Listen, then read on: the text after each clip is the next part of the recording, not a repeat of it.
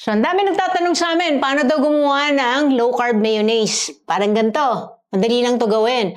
Pero hindi lang to gagawin natin today. Gagawa din tayo ng low-carb dressing from this. Dave, 1 egg. Olive oil, hindi siya extra virgin, just pure olive oil. So, i-boost natin yung buong 250 ml. So, itong brand na to yung nakita kong pinakamura na hindi siya refined olive oil, cold pressed siya. Doña Elena, baka naman. Vinegar.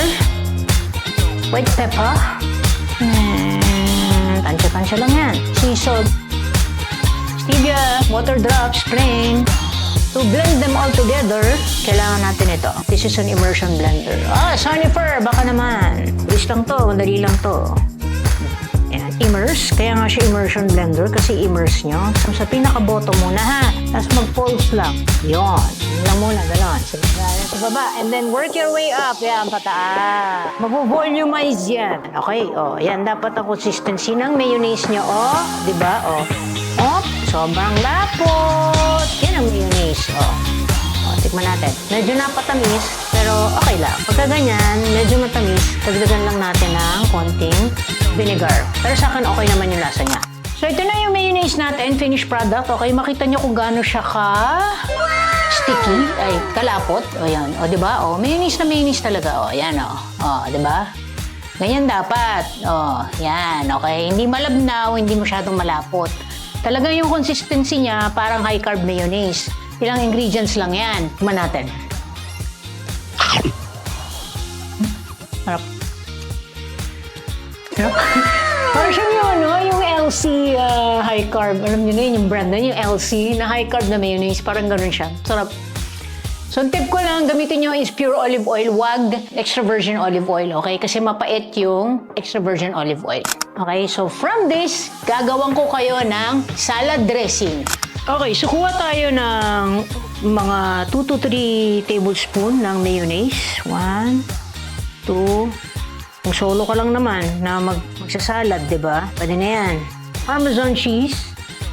Mas madami, mas masarap. Let's put mga 1, 2. Konting patis, konti lang. Pampaalat lang yan. Okay, ganun lang.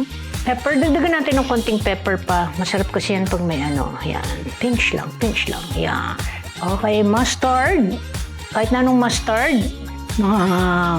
Pansya lang yan. Siguro mga 1 teaspoon. Yan. Mix. Alam niyo ba na ang mustard ay 0 calories ang mustard. Wala rin siyang carbs. So basically, sodium lang siya. Pero low carb siya. Keto-friendly. Diba? Ang ganda na, Kung medyo malapot yan sa inyo, all you need to do is to add some water. Medyo lumalabnaw na, yan. So, depende yan kung gaano nyo gusto siyang kalabnaw. Wala na kayong ilalagay na oil pa dyan. Yan na yun. Tubig na lang ang pampalabnaw nyo. Diba? Ganyan na siya, yan. Okay. Parang okay na yung yung 1/2 tablespoon ng water. Okay, so tikman natin. Sa akin okay na, pero iba baka maalatan dito. So all you need to do is to add some more sap vinegar. So tikman-tikman nyo rin, no? Tansya din ang panlasa nyo dyan. So kung gusto nyo ng medyo maasim-asim na agaw-asim, agaw-tamis, agaw-alat, dagdag lang kayo ng konting vinegar. Yan. So mag-add lang ako ng konting vinegar kasi medyo napaalat. Yan na yun. Diba? Napakadali. Okay, so ito na yung low-carb Caesar salad dressing na ginawa natin. Siyempre, gumawa muna tayo ng low-carb mayonnaise. Tapos, ito na yung finished product natin. Yung mga mahilig sa salad dyan, hindi naman oxalate sensitive. Para sa inyo to. Pero, siyempre, kung wala kayong time, nagmamadali kayo, di ba? At wala na kayong oras na gumawa niyan. Siyempre, meron kaming ready mix na, okay? Available to sa Green Dahan. Caesar salad dressing namin to, okay? Siyempre, mas masarap to. Okay na, gawin nyo na!